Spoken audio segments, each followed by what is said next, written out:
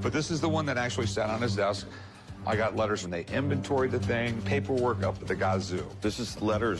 Une célébrité se rend dans un magasin de dinde, mais ce n'est pas seulement une visite. Rick est sur le point de perdre l'un de ses biens les plus précieux avant même de se rendre compte qu'il est parti.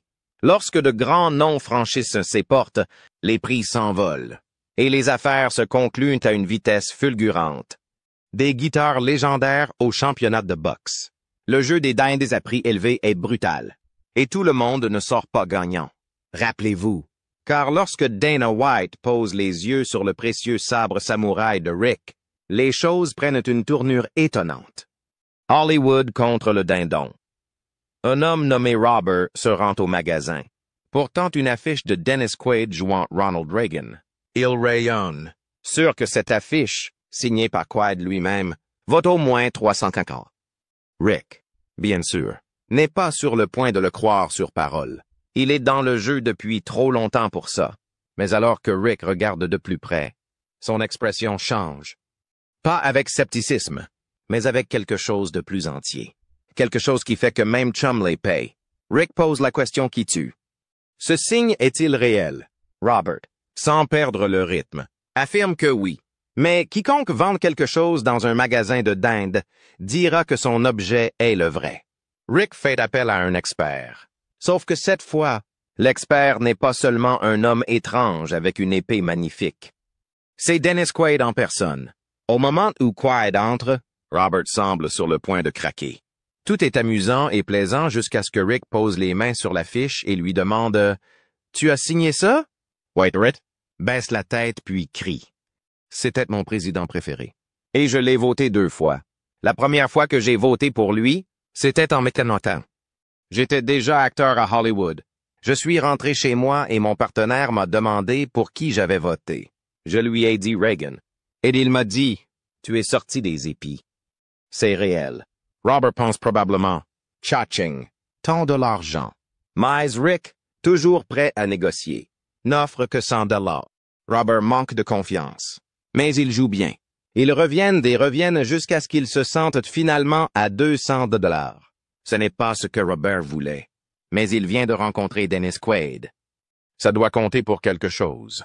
Puis il y a James, un autre vendeur attendu, qui entre avec un album de Bob Dylan. Un autoportrait, sorti dans les années 70, qui semble un peu habillé, mais qui est toujours intact. James veut $150 pour cela, mais Rick n'en est pas si sûr. Il lui dit que l'album n'est pas l'un des meilleurs de Dylan. Ce ne sont que des reprises. Pas de l'original. Ce n'est pas vraiment un succès auprès des collectionneurs.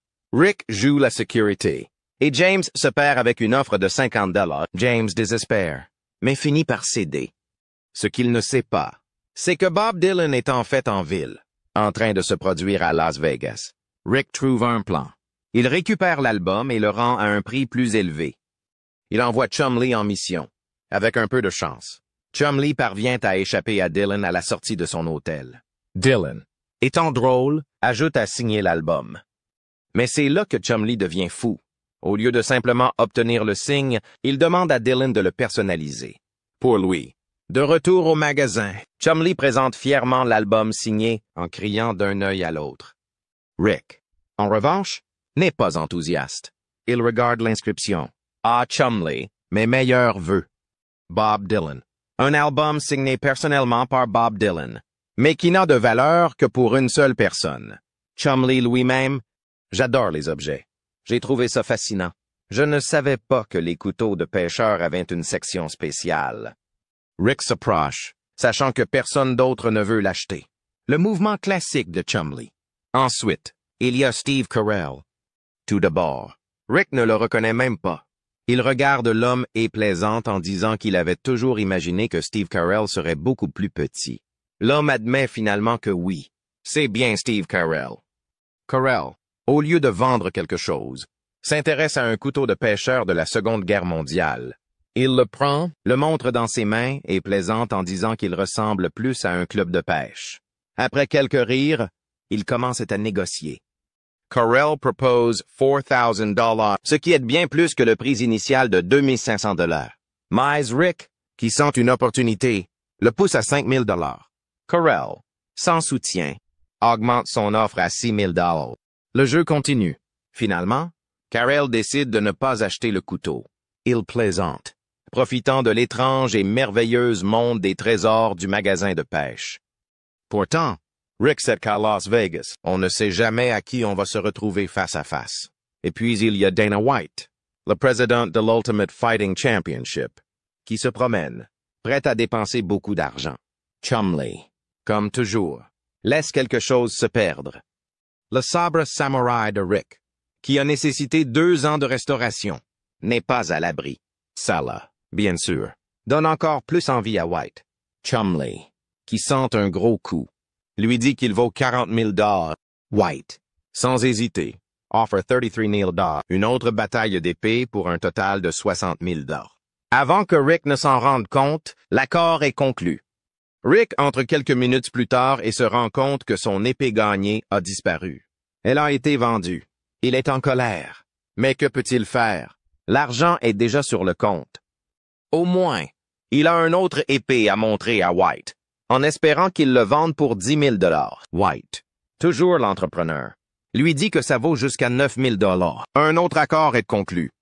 Puis vient Mick Foley, la légende du catch. Il entre pour authentifier un masque de Mankind et un T-shirt de Dude Love. Chumley, étant un fan de catch, perd la tête. Le vendeur Scott attend $300 pour le masque et $200 pour le masque. Foley confirme qu'ils sont légitimes. Mais Rick n'offre que $200 pour les deux. Je l'ai acheté il y a quelque temps pour $8,500. Depuis, je n'ai reçu aucune offre, alors il est peut-être temps de faire de l'argent. Scott, déçu, décide de garder ses trésors. Trouver Foley en personne, sans prix. Vendre ses affaires pour une fraction de leur valeur. Ça n'arrive pas. Et puis il y a la guitare de Def Leppard. Une fille blanche incroyable entre et demande $10,000 pour elle. Elle est signée et peinte par Phil Collins, ce qui en fait une offre rare. Rick, toujours aussi inquiet, appelle un expert, qui se trouve être Phil Collins. Collins reconnaît immédiatement la guitare. Il joue même quelques notes, prouvant qu'elle est toujours en parfait état. Le vendeur, toujours aussi confiant, hausse son prix. Rick, jouant la longue partie, propose $8,000. Après quelques négociations, ils se mettent d'accord sur $8,500. Et enfin, Katie Couric, la célèbre journaliste, entre en regardant une ceinture de Mark Twain. Corey, ne la reconnaissant pas au début, la prend pour Katie Holmes, puis Kate Winslet. Couric rit, mais elle a son œil sur quelque chose de grand. Rick, connaissant la valeur de la ceinture de Twain, la lui prête pour $20,000. Couric se retourne. Il n'avait pas prévu de dépenser autant d'argent. Il se retrouve avec $12,000. Rick, ne voulant jamais rater une occasion, ajoute un accord équitable, avec un bon bénéfice en plus. Rick, assez peu de temps pour traiter les accords de la veille avant que le prochain objet inattendu ne s'ouvre. Une guitare, également illégale à vendre. Imaginez acheter ce que vous pensez être une table normale, pour découvrir ensuite qu'une arme y est installée. C'est exactement ce qui s'est passé lorsque quelqu'un a saisi une vieille table lors d'une vente immobilière. Apparemment, ce n'était pas seulement une table. Il a mis en bas de la taille et un ballon tire à travers une porte cachée. Maintenant, avant que vous ne commenciez à penser qu'il s'agit d'un outil de sécurité domestique, détruisons-le. L'arme n'était pas vraiment pratique. Elle était de petit calibre, peut-être un 22 cours, et il n'y avait pas de balle. Cela signifie que la balle n'avait pas beaucoup de puissance. Plus un inconvénient douloureux qu'une véritable arme de défense. Mais c'est là que les choses se sont compliquées. Les armes à feu produites avant les années 1800 sont considérées comme anciennes et ne nécessitent pas d'enregistrement. Cependant, personne ne savait exactement quand cette table d'armes avait été fabriquée. Si elle avait été fabriquée après 1898, c'était un problème. Rick a dû faire appel à un expert pour savoir s'il pouvait l'acheter légalement. Le verdict? La table était trop d'une zone noire. La seule façon de la vendre légalement était de demander à un archéologue de désactiver le mécanisme de tir. Pas vraiment ce que tu veux entendre quand tu essaies de gagner de l'argent rapidement. Ensuite, une guitare qui semblait assez inoffensive, jusqu'à ce que je réalise qu'elle était faite de tortue. C'est vrai! Il y a quelque temps, les tortues étaient utilisées pour toutes sortes de choses. Des chaussures, des pantalons, des guitares. Mais elles ont finalement été interdites parce que les tortues étaient dangereuses. Le vendeur ne savait pas si c'était légal de les avoir ou de les vendre. Le procès a dû faire appel à un expert et la réponse n'a pas été bonne. Vendre quelque chose fait de vraies tortues peut vous causer de sérieux problèmes. Des gens ont payé des amendes énormes et ont même fait de la prison pour avoir vendu ces choses illégalement. Le procès? Le magasin ne touchait en aucun cas à ce truc, même si c'était un objet de collection. Ça ne valait pas le coup. Des chaussures, des pantalons, des bouteilles de guitare, toutes sortes de choses. Elle a l'air bien et elle est incroyablement résistante. Mais certaines tortues sont en danger. Donc, dans les premières années des années 70, l'échange de tortues était... Ensuite, il y avait la caméra espion allemande des années 1950. Du moins, c'est ce que le vendeur a affirmé. Elle était petite, de la taille d'une lampe de poche, et elle ressemblait à quelque chose d'un film d'agent secret. Mais était-elle utilisée par des espions? Probablement pas. L'équipement d'espionnage n'est pas toujours entre les mains de personnes bizarres. Et puis, il y avait un problème plus important.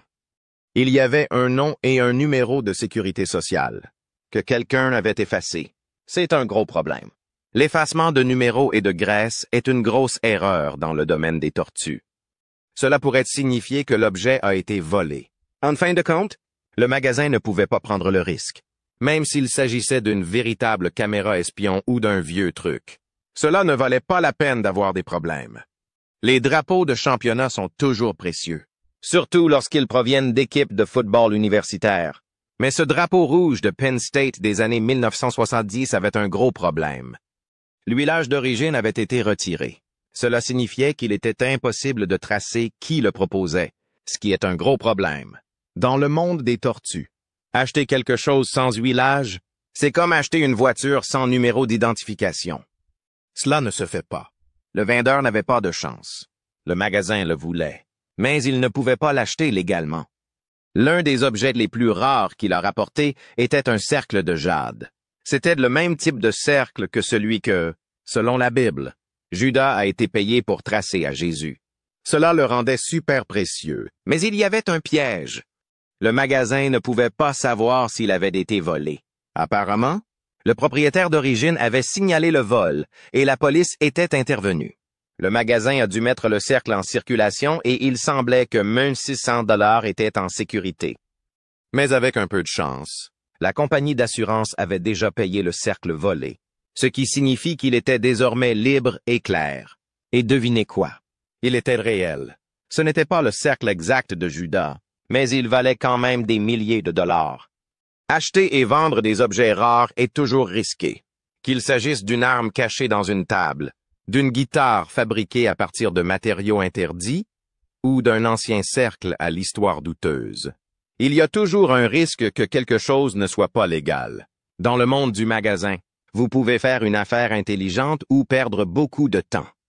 Et quand la loi s'en mêle, les choses peuvent très vite aller de mal en pis. Ce n'est que lorsque le magasin semble avoir tout vu qu'arrive quelque chose qui change tout. Une Mustang customisée et un moteur d'essai à prix d'or. Le commerce de détail est plein de surprises. Et certaines des plus grosses transactions de l'histoire se sont déroulées entre ces quatre murs. Quand les gens ont besoin d'argent rapidement, on leur apporte de tout, des pièces rares aux voitures de luxe, en espérant repartir avec un petit pactole. Et parfois, ils y parviennent.